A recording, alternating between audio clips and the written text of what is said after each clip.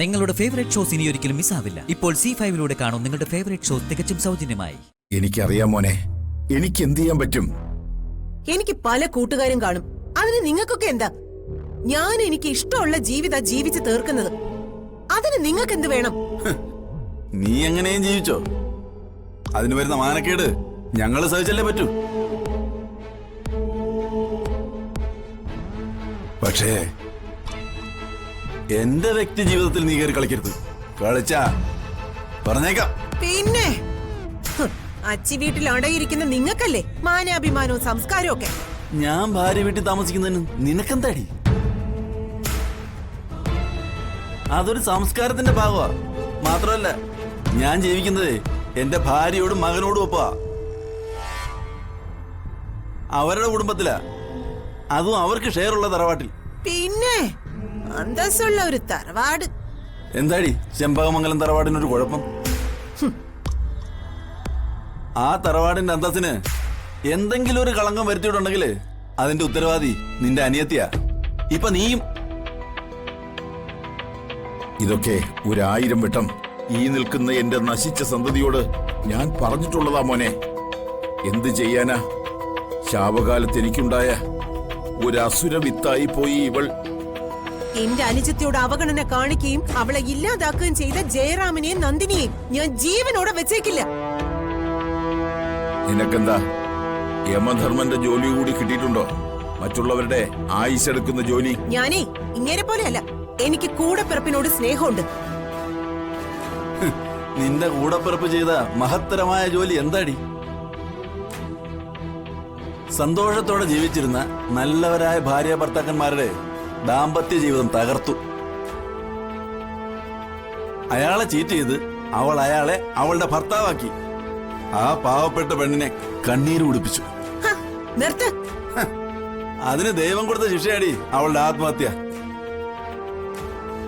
മാധുരി ആത്മഹത്യ ചെയ്തതൊന്നും അല്ല, അവളെ ആ ദ്രോഹി കൊന്നതാ. നീ എങ്ങനെ വിശ്വസിച്ചോ? പക്ഷേ മാധുരിക്ക് കിട്ടിയതിനേക്കാൾ വലിയ ശിക്ഷ ദൈവം നിനക്ക് വച്ചിട്ടുണ്ട്. അതിന് യാതൊരു സംശയം വേണ്ട. എനിക്ക് കിട്ടുന്ന ശിക്ഷയൊക്കെ ഞാൻ അനുഭവിച്ചോളാം. പക്ഷേ നിങ്ങളെ ഓരോരുത്തരെയും തോൽപ്പിച്ചിട്ടേ ഞാൻ ഇവിടുന്ന് പോകുള്ളൂ. എനിക്കാരെയും തോൽപ്പിക്കണമെന്നില്ല. പക്ഷേ എന്നെ തോൽപ്പിച്ചേ അടങ്ങുന്നു നീ വാശി പിടിച്ച പിന്നെ ഞാൻ ജയിച്ചിരിക്കും. എന്റെ മോനെ, ഇത് നിന്റെയും കൂടി വീടാ. നീയും സാവത്രിയും കൂടി ഇവിടെ വന്ന് ജീവിക്കേ. എന്നാലെങ്കിലും ഇവളുടെ ശല്യം ഒന്ന് കുറയുമല്ലോ. എനിക്കിതൊന്നും വേണ്ടച്ച. ഞാൻ എന്റെ അച്ഛന്റെ മോൻ തന്നെ. അച്ഛനെ പോലെ തന്നെ ജീവിക്കാൻ ആഗ്രഹിച്ച മകൻ. എല്ലാം ഇവളെടുത്തോട്ടെ. പക്ഷേ എന്റെ ഭാര്യയും മകനെയും ഭീഷണിപ്പെടുത്തി മുന്നോട്ട് പോകാനാണ് നിന്റെ തീരുമാനമെങ്കിൽ നിന്റെ കാര്യത്തിൽ എനിക്കൊരു തീരുമാനം എടുക്കേണ്ടി വരും. ഒരു കാര്യം ചെയ്, ഭാര്യയും മകനെ ഒന്നും ഭീഷണിപ്പെടുത്താൻ ഞാൻ വരുന്നില്ല. ആ മീനാക്ഷി ഇങ്ങ് തന്നേക്ക്. അവളെ എന്റെ മകളാ. ഇവൾക്കെന്താ വല്ല ഭ്രാന്തും ഉണ്ടോ? മീനാക്ഷി ഇപ്പൊ കാർത്തിയുടെ ഭാര്യ. അവളെ വേണോന്ന് പറഞ്ഞ് നീ അങ്ങോട്ട് ചെന്നാല് അവന്റെ കയ്യിൽ നിന്ന് വല്ലതും വാങ്ങിച്ചു കെട്ടും. മേടിച്ചു കെട്ടാൻ പോകുന്നതേ അവനായിരിക്കും. എന്റെ അച്ഛൻ ഇവിടെ നിൽക്കുന്നു. അതുകൊണ്ട് കൂടുതലൊന്നും നീ എന്നെ കൊണ്ട് ജയിപ്പിക്കരുത്. അച്ഛനെ നിനക്ക് വേണ്ടായിരിക്കും. എന്റെ അച്ഛൻ എനിക്ക് എന്റെ കാണപ്പെട്ട ദൈവമാണ്. പിന്നെ ഒരു വാക്കുകൂടി, എന്റെ സാവിത്രിയോടുള്ള നിന്റെ ബ്ലാക്ക് മെയിലിംഗ് അവസാനിപ്പിക്കണം. നീ പായസത്തിൽ അവൾക്ക് വിഷം കൊടുത്തൊക്കെ ഞാൻ അറിഞ്ഞു. ഇനിയും അവളുടെയോ ഞങ്ങളുടെയോ നേരെ വന്നാൽ നിന്നെ ഞാൻ ഇന്ദ്രപുരിക്കല്ല കാലപുരിക്കയക്കും. കേട്ടോടി?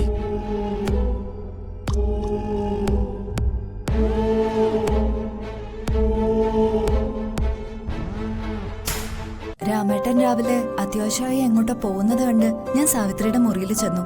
സാവിത്രി ഉറക്കോ, എഴുന്നേറ്റിട്ടില്ല.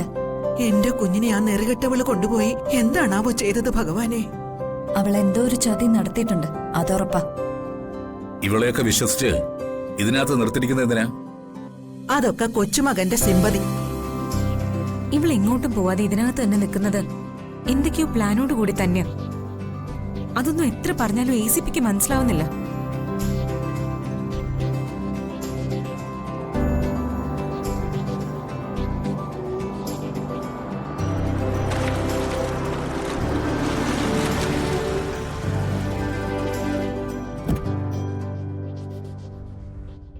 ഇവനിത് രാവിലെ അവിടെ പോയതാ?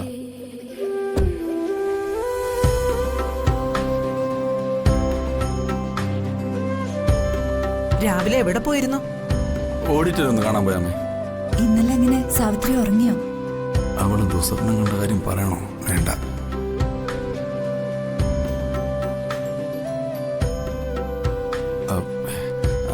അവൾ ഉറങ്ങിയില്ലമ്മേ. വെളുപ്പിന് ഞാൻ ഒന്ന് മയങ്ങിയത്. രാത്രി മുഴുവൻ ഒരുമാതിരി പിച്ചും പേയും പറയായിരുന്നു.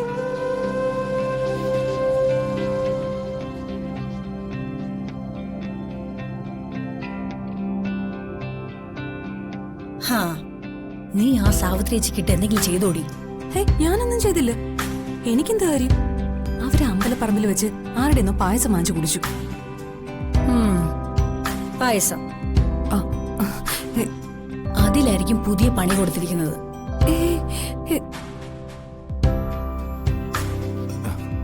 ഏതോ പ്രേതബാധ കൂടിയതുപോലെ ആയിരുന്നു സാവിത്രിയുടെ പെരുമാറ്റം. അതിന് ചെമ്പകമംഗലത്ത് പ്രേതവും ബാധയൊന്നും ഇല്ലല്ലോ. വേണ്ടല്ലോ, മനുഷ്യപ്രേതങ്ങളുണ്ടല്ലോ.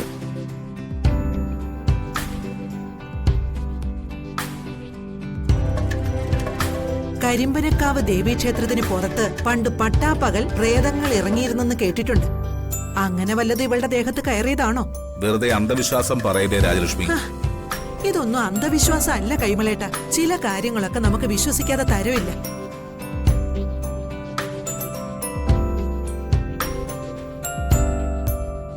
കേട്ടോ രാമഭദ്ര, ഞാനൊരു ഐഡിയ പറയാം.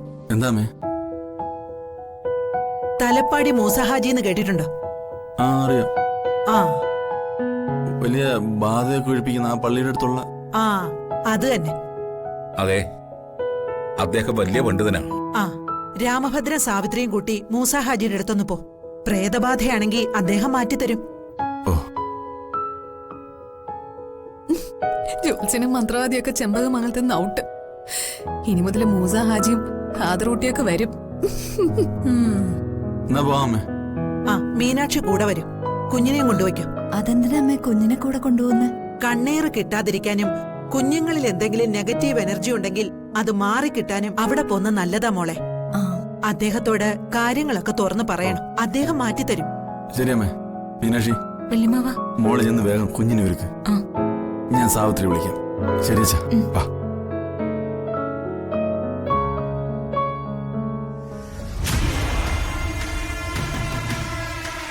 ഇതൊരു സുവർണ അവസരം.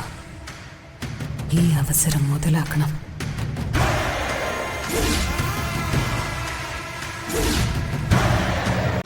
ഡൗൺലോഡ് ചെയ്യൂ C5 ആപ്പ്. കാണൂ എല്ലാ എപ്പിസോഡുകളും സൗജന്യമായി.